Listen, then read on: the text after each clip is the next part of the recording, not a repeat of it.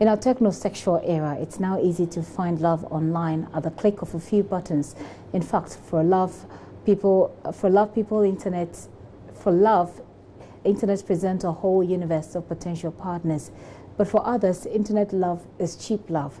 Ahead of the Joy, Beauty and Bridal Fair, JoyNews' Nancy Emefa asked on the street of Accra what people perceived of finding love online.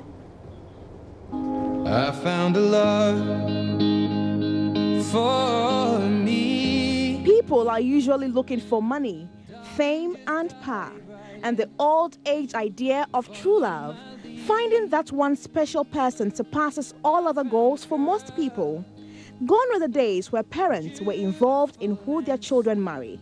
It's evolved to people reading about the 100 secrets to finding real love.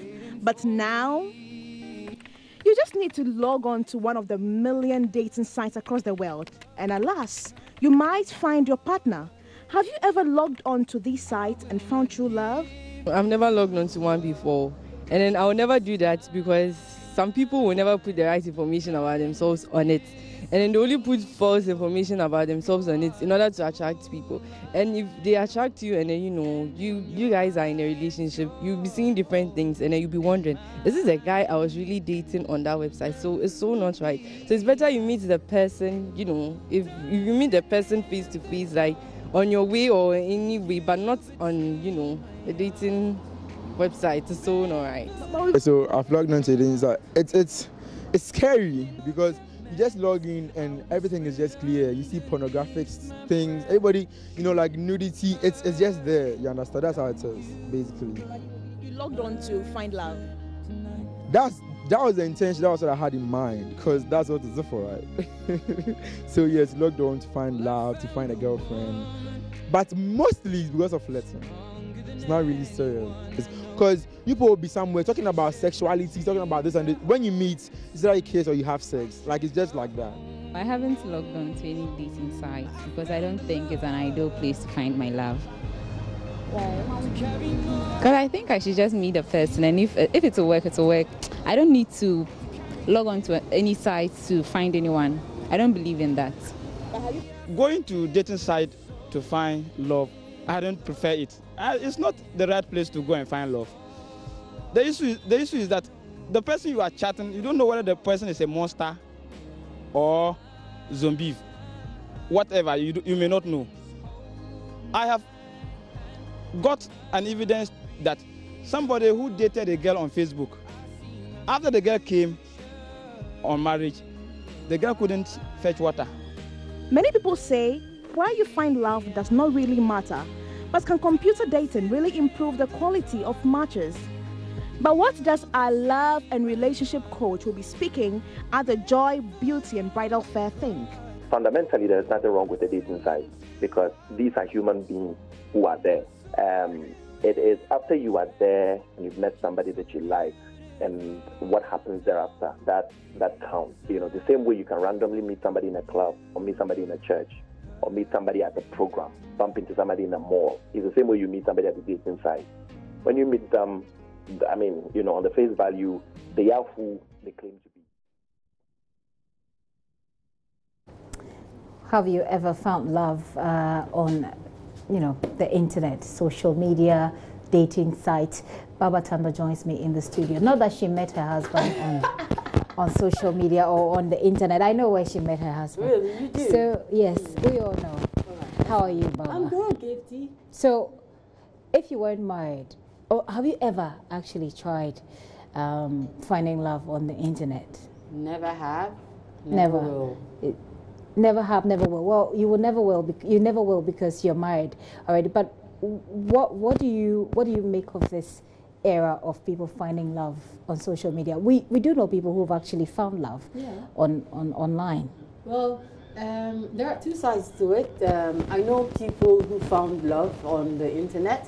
They met, got married, and still struggling to learn about each other. But they are fine. I think the one I know have been married for 7 years. Yes, okay. They are struggling, but it's okay. How did they find each other? I mean, on Facebook. On Facebook? Yeah, friend requests. So a friend request, you just made a friend request, because there are people, there's a difference between those who just happen to meet people on social media and become friends. And then there are those who actually go online purposefully to find somebody for love. There are dating websites all over the place. Certainly. Yes, there are dating websites all over the place. So you go through, there are profiles, a lot of profiles. So you go through all of the profiles and see which one meets what you want. And you get talking, and then one thing leads to another and another and another. Although, I mean, experts say that a lot of times these kind of relationships do not last. But like I said, I've seen a couple who've been married for 7 years. They met on Facebook and they still survived. So it depends. Sometimes it depends on the individuals. I mean, how you manage your relationship would also tell a lot. But we talk about how you manage the relationship. Even those who have known each other for so long tend to have issues when they finally come under one roof. And so it's quite amazing how people actually adjust after getting together when you have no idea who the other person is. Well, the wedding day is a single day, but the marriage lasts a lifetime. And it is this difference that some couples don't realize until the ceremony is over. Marriage is hard and tiring, they say, and frustrating. And then it takes a lot of work to live happily ever after, doesn't it? But how do couples cope when things get rough and tough? Ifo Evans Chinwe has been speaking to some people who expressed varied opinions on the matter. Well, you wouldn't get all marriages perfect though. But sometimes you need to adjust and try and make it work. When you say adjust, what do you mean? I mean, it's not everything that you need to be angry about. Sometimes you need to be very gentle over certain things. But honestly, I'm human. I get angry sometimes over... Okay, give me one instance. You just give me an example. Like maybe I'm putting an idea across, which I think will benefit both of us. And she doesn't seem to understand it the way I'm trying to put it. And how do you react? Oh, well, I might be angry, not like to misbehave or something, but like maybe I might be very quiet and maybe walk out and go and sit somewhere peacefully just to cool down my nerves. Well, marriage is not easy. It's not meant for small boys. I mean, you need to be matured when you want to enter the marriage. So when you see people are married and they say you want to enter into, you need to seek proper advice and, I mean, pick on the experiences people have had before you go into it. So when you say tough, you feel the toughness, but then you need to face it. Yeah. Because I know I have the expectation that there will be challenges. When they come, I face it. I mean, for example, the issues that really are through no fault of mine, just because I want the marriage to go on, I'll really be just say, okay, you let's forget about it. I mean, and let's move on. And when issues come, I don't let the night go over it. We make sure that before we go to bed, we just sort it out ourselves, and we say, hey, for the kids, for the sake of the children, we should let it go on. When the differences come, you try to talk to the person. But unfortunately, some people are so stubborn. And so sometimes you react. You react in a way that is not the best. But if the person don't heed to your advice or whatever it is, then you react. There is a saying that when persuasion fails, force is applied. And so when you persuade and the person is blunt, you react. But the overall thing that you'll be told is that you should pray. And I think it is true. But sometimes we are filled with so much rage that prayer is the last option. Even when you want to pray, you want to pray for serious consequences on the person.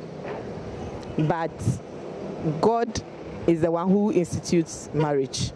And it is true that no matter the rage, you have to pray. So that's the best way to cope with the difference. You pray or you seek counseling. But I, for one, don't really believe in telling people your problems. Sometimes I think that, marriage is simple. You can work it out yourself. Okay? I see it in a very simple form. This is what the person likes, and you try to do it to make the person happy. Is it that difficult? But you meet people that they are so selfish and self-centered. And whilst you think about them, they think about somebody else. What I do is I just keep quiet and let it flow. That's all. What will you do if your marriage is not working? Well, Baba Tando is here. He's part of the planning committee for this year's Joy, Beauty and Bridal Fair. Baba, what should we expect? Are you guys going to help people refresh their marriages that have gone stale? Well, or we're going to do all of that. But you know what? This year is going to be really, really different. It's bigger and it's certainly better. You know, in past editions, we have used people who are not really familiar with the multimedia brand. But this time around, we're using in-house people. So, Gifty, I'm catwalking on the runway.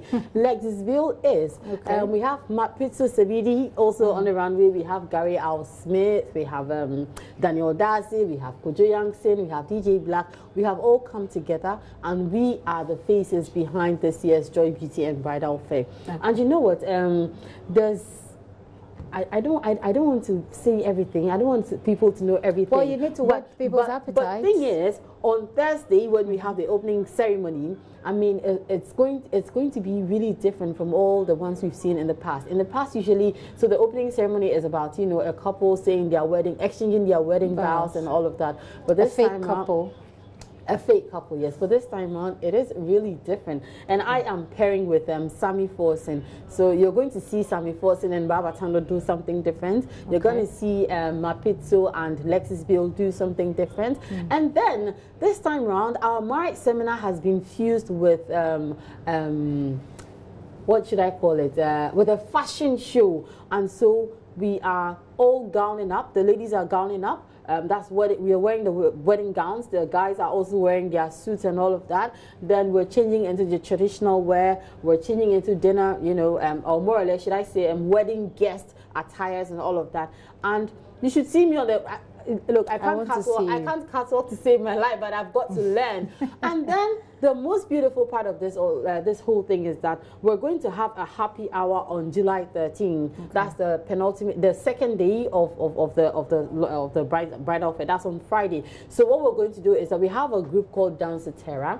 They are going to be around. They are going to take everybody who is interested, who comes to the Accra International Conference Center to patronize the Joy, Beauty and Bridal Fair. They are taking all of us through Kizomba, they're taking us through salsa, and they're taking us through the famous line dance, yeah? And then on Saturday, with the marriage seminar, which has been fused with the fashion show, we have seasoned speakers, okay? So this time on, what is going to happen is that the marriage seminar seeks to reach out to the millennials, to the young people who are venturing into this whole area called marriage. So we have Mrs. Teresa Riafia Santi, who is a life coach. She will be speaking on childbirth and familiarity, possibly killing, you know, the passion in marriage. We have also Dr. Yao Osafo, who is a Chief Executive Officer of Medicus Hospital. He is talking about preparing for a satisfying sexual experience in your marriage. Dr. Padi Aite of Resolve Medical Center will talk about orgasm and the big deal about it. And then we have an author and a relationship coach, Mr. PG Sebastian, talking about if your partner could be having an affair. So, Gifty, this time on is a different ball game. It's a bigger and a better experience. And I would urge every person to patronize this season's edition of the Joy, Beauty and Bridal Fair from Thursday until Saturday. And it will be big. Certainly it will be big if Baba is catwalking. You do want to catch her for that.